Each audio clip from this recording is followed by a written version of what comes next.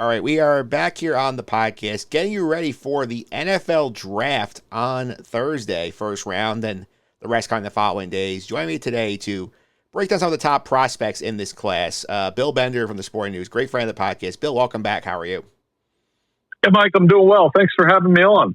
Yeah, thanks for coming on here. Definitely a fun class after following this whole college football season. Before we get into it, though, I didn't talk to you after the Indiana win the national championship game. Any big takeaways from how that played out? Just Kurt Cignetti's talent development. And you're going to see that a little bit in this draft with guys like Fernando and D'Angelo Pons, the receivers, Omar Cooper Jr., Elijah Surratt. There's so many talented players on that team. So they're going to have a bunch of guys drafted. And I think, that speaks to what he's been able to do. It obviously was one of the most unique stories, at least since I've covered college football. And I look for that to continue. I mean, you look at the big board for next year, they've got several guys on there as well. So, yeah, I don't think the Indiana story is going away anytime soon, and it'll be put into the light, obviously, with Fernando Mendoza at number one. Yeah, that's for sure. Definitely intriguing here. And Mendoza definitely going number one to the Raiders here. And I don't think many of us thought he would be the top quarterback in the class entering the year. A lot of guys play way out of it. He plays way into the number one spot for the Raiders here. So somebody who's watched a lot of Fernando Mendoza, like, what do you expect out of him in the NFL? Yeah, I mean, on the field, you're dealing with a accurate quarterback who gets the ball out quick, who throws the back shoulder fade well, and led by his play. Lots made of his personality, which is very friendly. Obviously, it's not seen since like Tim Tebow, this kind of personality in college football, and taking it to the NFL. But he is a leader, and there's some leadership quality there. And the question is, how does he do it with the Raiders? New coach. I like that. I mean, you're around Genty and Bowers. They've got a lot of young talent on the roster, and he's going to have to be that guy that they gravitate to for them to have some success. I like Fernando a lot. I spent a year trying to find something wrong with him and couldn't. I think he definitely will have some success at the next level. Yeah, definitely somebody who I'm keeping an eye on here because I feel like there's a lot of interesting potential comparisons for Mendoza at the pro level. I feel like Jared Goff I've seen pop up a bunch. I've seen a little bit of Matt Ryan in terms of, these guys who are not like the superstars of the league, but like can be a starter for like a decade on a good team. So I feel like Mendoza definitely, if you're in the category and you're the Raiders, you hope that he's one of those guys. I feel like Kirk Cousins, kind of, to me. I mean, Kirk Cousins, actually, the Raiders took him, and I said, wow, that was probably exactly how I felt about, how I feel about Fernando is how I felt about Kirk 10 years ago, or whenever he got into the league. It's been so long. He was the guy that elevated Michigan State, had a couple clutch plays, helped turn the tide in the Michigan rivalry, and really got that program going. And they had a steady era under Mark D'Antonio. So some of the college comparisons between Kirk and Fernando are very apt. And I think he gets to learn from Kirk. So whether he starts from day one or is a backup behind Kirk, I think that's a valid comparison and probably a huge reason why the Raiders brought him in. Yeah, that's true here. And next up here, I think one of the interesting points of the draft here is obviously number 2 with the Jets. And we've heard two names linked there most frequently, the two pass rushers, Arvell Reese from Ohio State, David Bailey from Texas Tech. What are the Jets looking at here when they're trying to pick between these two? Well, I think Bailey, the production's there. He won, according to a very good player, and was a part of that Texas Tech defense that's going to have 3 guys drafted pretty high. It's just a freakish talent. I don't know. It'll be interesting to see how he does in a full-time kind of pass rush role, because I think Ohio State changed up how they used him a little bit in the second half of the season. Some of his film is absurd. So, you're going to bet on either Bailey in the production and coming out of the Big 12, or Reese coming out of Matt Patricia's scheme and high-end upside as a pass rusher. I'd probably go Reese, and I think they will. But, it's the Jets, so who knows? Yeah, it's very tricky with that situation because Reese, you talk about the upside here. I mean, we've heard Micah Parsons flash is the ceiling for Arvell Reese, but there is work to be done. So, I think the question there is the Jets feel like they have the coaching staff in place to get the best out of Reese. Yeah, I don't know if he's Micah Parsons, but I think, to your point, that the talent, and at times it looks like it. But again, can he do it on a consistent level? Micah Parsons is a very proven player at the college level that did it for multiple seasons. But I thought, where I was probably wrong about Parsons, I thought at the next level he was going to be kind of a middle linebacker guy, but he turns out he played just about anywhere on the front seven. So with Reese, I think you're dealing with a guy that, like I said, the talent's there. I didn't think, is he a safe pick? Again, it depends on how they use him. Whereas like Sonny Styles is a guy that climbed up the draft board because of not just the combine, but a fantastic season. I don't like, Mike, I'm not saying either way, you're going to get a nice player, whether you take Reese or Styles. I'm just saying I might lean Styles out of the two. Yeah, that's a fair point here. The other interesting prospect at the top of the board here is Notre Dame running back Jeremiah Love, who we've seen the NFL doesn't value running backs, but the elite prospects seem to go high in the draft. We saw this a couple of years ago when Atlanta took Bijan Robinson. We saw it last year with Ashton Janty to the Raiders here. Like, where would you rank Love compared to some of those recent guys who went high in the draft? Well, I mean, the phrase generational gets overused. I mean, let's be honest. To me, a generational running back is Barry Sanders. Like that. I still haven't seen a running back with Barry Sanders talent, and that was 50 years ago, or not that long. Well, close. We're like 47 years ago, 48 years ago in the draft. So, yeah, I mean, it's one of those things where I think he's got a ton of talent.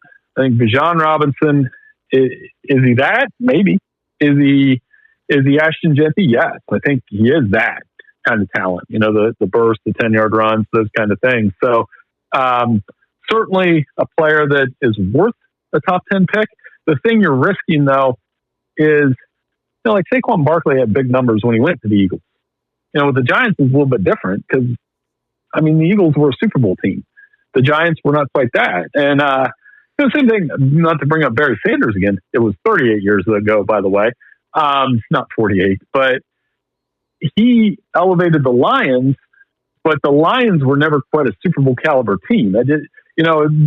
What do you expect to get? I don't know that he'll get 1,500 total yards as a first-year player, but I do think he's a special talent warranting a top 10 pick. Yeah, that's true. Definitely to see where he goes. It feels like the landing spot's important for him. One of the spots could be the Giants, who have 2 picks now in the top 10. They have 5. They have 10 after trading Dexter Lawrence to the Bengals for number 10.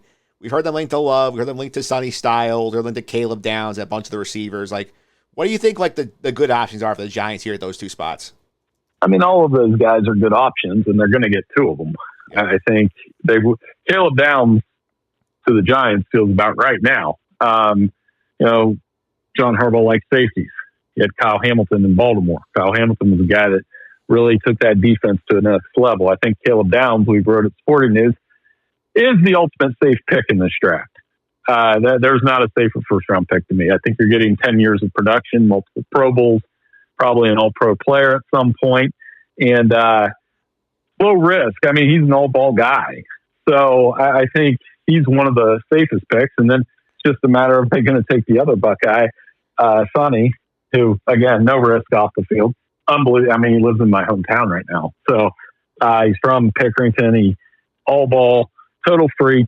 Didn't miss a tackle till the playoff game last year. Very low risk there. So if they can get Love, I mean, I can imagine we're all going to be writing NFL draft winner New York Giants if they take Jeremiah Love and Caleb Downs, because those are 2 guys that could have been considered the best player in college football the last 2 years. It's really interesting too, because a lot of the guys the Giants are looking at are sort of like those position groups where like the prospects are like elite, but the position isn't valued in the league. It's like the safety, the off-ball linebacker, the running back, receiver I'm leaving out, but like it does feel interesting to see like how the board falls some of these guys who like are elite talents at positions that the league doesn't traditionally value. Yeah, and the Lions have kind of mastered going against that. They're the ones that went out and got Jahmyr Gibbs and built a turnaround around guys like Jack Campbell and Aiden Hutchinson they were going to take. But Campbell, Amon-Ra St. Brown, Jahmyr Gibbs. I'm leaving someone out. I mean, they've just been able to do that by not drafting position and drafting who's the best football player out there that we can take right now. And, I think Caleb Downs is that kind of guy. I think some of those off-ball linebackers, and it's a great draft for off-ball linebackers. It's not just Sonny Styles. There's Jacob Rodriguez and Kyle Lewis and Anthony Hill Jr. Those are second-round value guys that could have really great careers. And I think when you have all those guys in the same draft, it does create, why not go out and get one of those guys? Like I kind of cross over from what I watch in college football. And, I didn't see too many people that tackled better than Jacob Rodriguez last year. So why wouldn't he make sense as a late first round guy? Yeah, it makes some sense here. Obviously, when you're talking about the receiver class, also something I want to look at here because both New York teams will be interested in the receiver group here. We know Carnell Tate's probably the first guy off the board here. We've heard about Mekhi Lemon. We've heard about Denzel Boston. We've heard about Casey Concepcion, Omar Cooper Jr., Jeremy Bernard.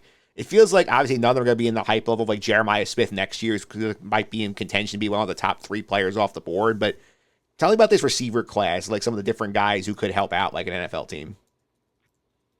I think Cardell's at the top of it. He makes sense to Cleveland. I mean, Cleveland after Jerry Jeudy, who had 50 catches, they didn't have a wide receiver with more than 21 catches last year. So I don't know why the Browns wouldn't go there other than they're the Browns, and you know sometimes. We know that. It's a little Ohio humor for you. But, I think Jordan Tyson could have a big year. Casey Concepcion, I really like his game.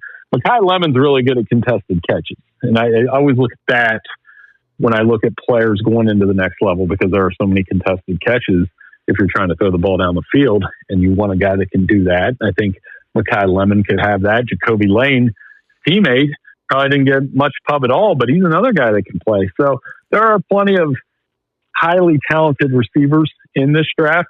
Next year, you're going to have some more, though. I mean, between Jeremiah, it's not just him. It's Cam Coleman and Ryan Williams and Bryant Wesco and Brian Wingo. I mean, I'm not trying to turn the page, but man, next year's draft, I just submitted our top 50 big board for next year, and it is as loaded as can be. Yeah, for sure. A lot of teams are now looking forward to that 27 class. I know the Jets have 3 picks in it and first-round picks. And big reason why that quarterback class, because this year everybody thought this could be the big quarterback year. Didn't materialize for a lot of reasons. A lot of guys stayed in school, like Lenora Sellers, Arch Manning, Dante Moore infamously stays in school in Oregon. Like Mendoza's going number 1 to the Raiders. Like there are some other guys who will get picked at some point, like Ty Simpson, Nussmeier, Aller. Like, are there any prospects, quarterback guys you like in this class besides Mendoza for like an NFL team? No, I mean, Ty Simpson will be the second quarterback drafted. It's only a matter of, is he going to be drafted in the first round or day 2? I think the Cardinals, that's a strong link to him, and that's probably going to happen. He's one. And then you get into the day 2, day 3 guys. I mean, Garrett Nussmeier and Carson Beck, but I really like Luke Altmaier. I think I've been on his bandwagon for a while now. I think he's a really good intermediate passer. I think he doesn't turn the ball over. He doesn't get sacked a lot. And he's got enough mobility that he might be able to make some plays. He's in some ways, an ideal high-end backup that could evolve into a starter at the next level. I think just not the sexiest name, there's no question, but a guy nonetheless that I think is going to have some success at the next level. For sure. In terms of position groups here, I know you said you like the off-ball linebackers typically this year. Like, what groups do you like the most if you're looking for a position? Say, okay, this is a good year to be picking this. I mean, that's the group. And I mentioned those guys that, just to go in depth a little bit further, Kyle Lewis, Anthony Hill, Jr., the Texas linebacker, Rodriguez, Sonny Styles. You're not just getting a tackler. You're getting a guy that can pass defense. Like Kyle Lewis, for example, I thought he was one of the best players in college football the last 2 years. And at Pitt, and, the hard part's going to be Rasheem Biles, who was with him, is going to be one of those guys next year. There's another class of linebackers next year that's going to be just as good. It's not just the quarterbacks next year. It's the receivers. It's the running backs. But as far as this year, really like the linebackers. I think tight end's pretty strong at the top. because you have Sadiq and then Stowers, two guys that will probably get,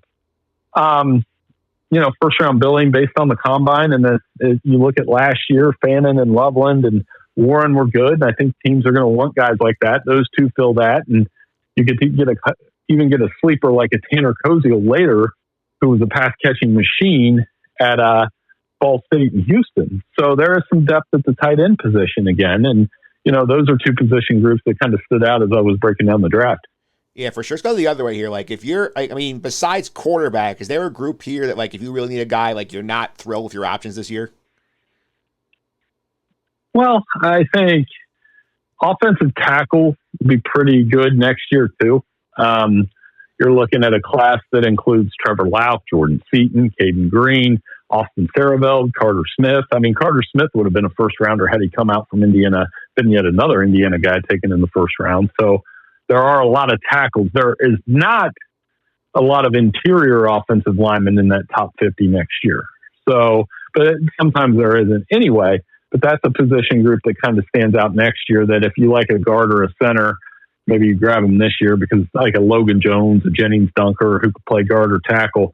I think all three of those Iowa guys, Bo Stevens too, will get drafted in this draft. And if Trevor Lauk coming next year, it's one of those places like, if it's an Iowa offensive lineman, chances are you can trust him at the next level.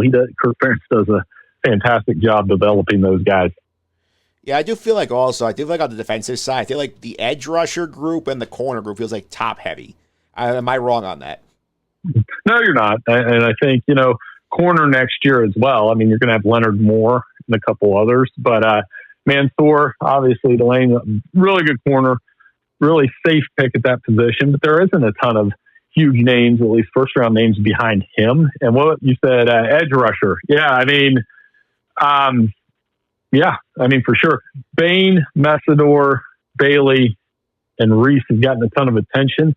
I didn't see too many sleepers behind those guys. There are a few, but once you get past that first wave, you're taking guys that there's something that you've got to watch, or maybe a developmental project of sorts.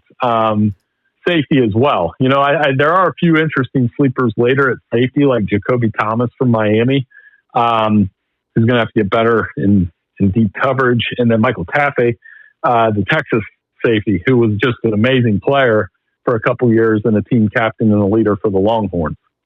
Yeah, for sure. Last question here is, like, obviously everybody looks for that sleeper pick. Like guy I know he's talking about on like day 2, maybe day 3. You say, oh, wow, like how do we miss this guy coming into the league and now he's a star? Like, I think Harold Fannon's a good example last year with the Browns. This is a guy we weren't talking much about in the draft process, and all of a sudden he's like amazing coming out of this process here. Like, who are some of the guys you're looking at, like, after day 1 you think can be contributors to the NFL right away?